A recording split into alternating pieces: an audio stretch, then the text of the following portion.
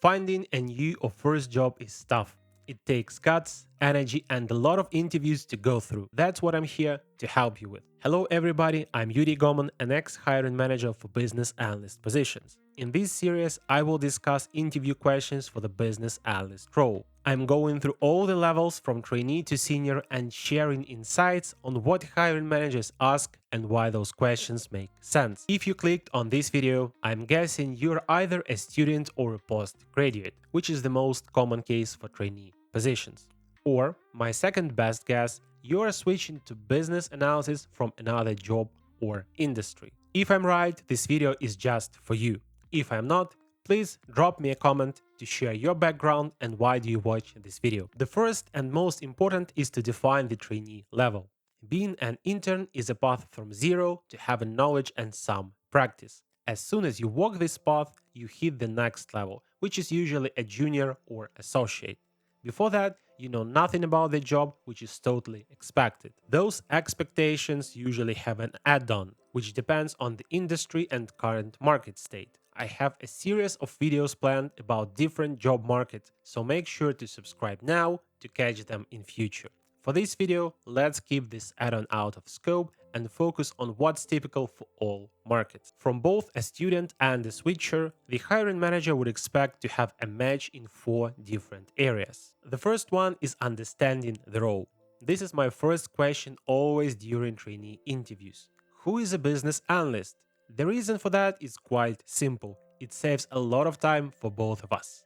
Let's say I'm looking for an IT business analyst, but you want to become a data analyst, which is 2 very different jobs. It might seem peculiar that a person doesn't know which position they apply to, but this happens all the time, unfortunately. With dozens of titles for BA roles and hundreds of very different job descriptions, it is easy to be confused about specific. That's why I have this video right here explaining the difference between business analyst jobs and perspectives. The second reason for this question is to find out how good your understanding of a job is and if your expectations match the job.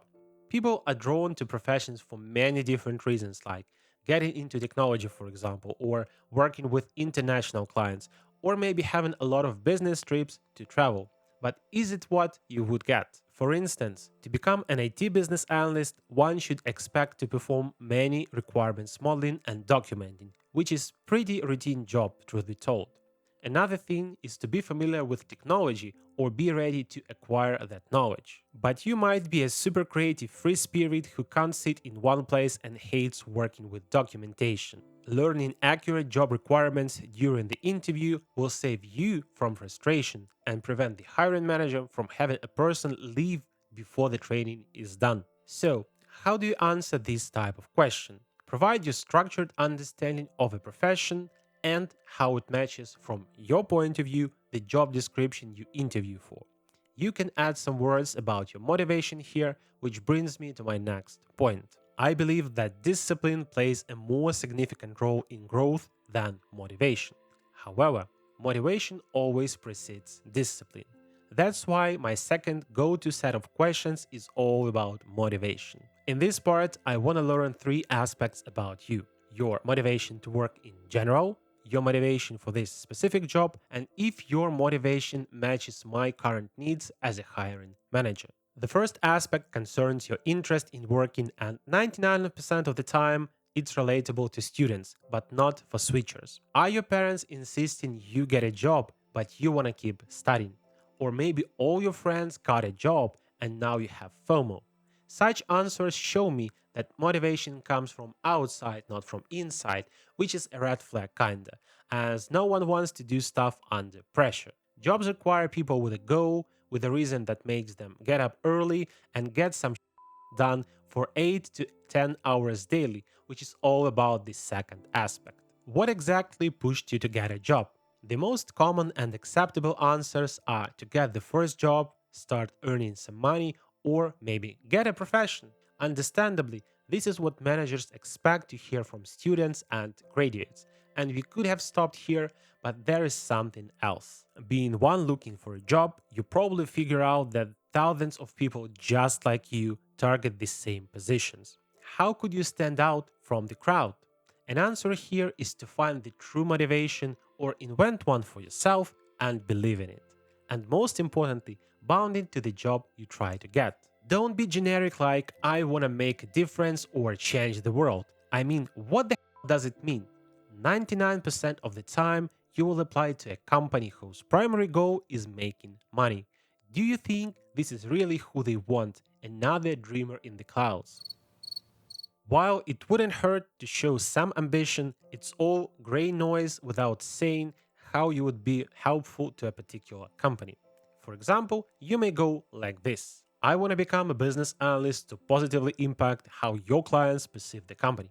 When I get a job, I will put my effort into establishing deep relationship with stakeholders by catching all of their unspoken needs and pushing the team to create the most viable solution. My sole goal would be to make my customers happy and make a ton of money for the company. You really might want to go without the part, but you get the idea. Write in comments what do you think about this answer. Or you could practice your motivation in comments as well, and I will share my thoughts on it. For people entering business analyst from another profession, motivation works a bit differently. You may get tired of your industry and want to learn something new, and you're ready to take a couple of steps back in your career. Perhaps you lost your job, there are no vacancies in your profession, and business analysis is as good as any other job. Or another reason, you name it. When answering this question as a switcher, be honest and have an adult, mature conversation about expediting your path from trainee to position more suitable for someone with life experience.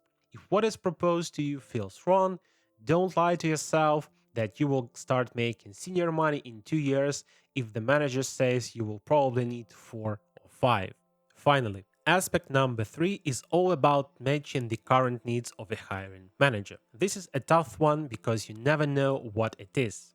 Do they need an ambitious person to grow them into leader in 5 years because they lack people for management positions? Are they looking for someone for a junior for slow burning projects with scarce growth opportunities? Or could it be that they don't need anybody actually, but still interview people to keep their positions on a job market, and this is a ghost job? Unfortunately, you never know, and the bad news is that without interview experience, it's almost impossible to learn what's going on. But you can still try and watch for factors like the manager's interest and involvement, like whether this is a conversation or they just want to go through a list of questions, not reacting to your answers. I encourage you to analyze your interviews after they finish and ask the hiring manager what was great and what was not so great. Even if you don't like the answer, you will get the experience to do better next time. Category number 3 in our chart is your curiosity. As a business analyst, you will constantly explore new ideas. In the training context, this means that you will be expected to learn beyond the scope. During projects, it means that clients will want you to grasp their flow of thoughts on a high level, go deep into the information you received, and help them find answers. Both things benefit from and rely on your natural urge to ask questions, delve into details, and keep going until you reach the bottom. Needless to say that at this point, not being curious affects the ability to analyze, which is the central part of the education process and the job. As a hiring manager, I don't want to put every piece of knowledge into your mouth. I want to give you what you need and expect you to spend time on learning and basically investing in your career while the client wants to delegate analysis to you entirely. There are a variety of questions to learn about your curiosity. For example, I may ask, what was the last thing you decided to learn and how did you stumble upon that thing? Your answer will tell me where and how your curiosity builds up.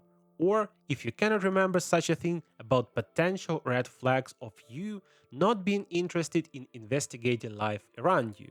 The other thing I often ask is what resources you follow on business analysis, the latest piece of material you dived into, and what you liked or disliked about it. If you never did research and applied for a job after reading just one article, that's bad news for you. Finally, the last set of questions is all about candidates' learnability. As a trainee, you will be exposed to a load of new information, so your capacity to absorb and apply this knowledge effectively is most important. That's why hiring managers look for candidates who can swiftly grasp and apply new skills. We really value people who are not intimidated by unfamiliar territory but are excited to expand their skill set.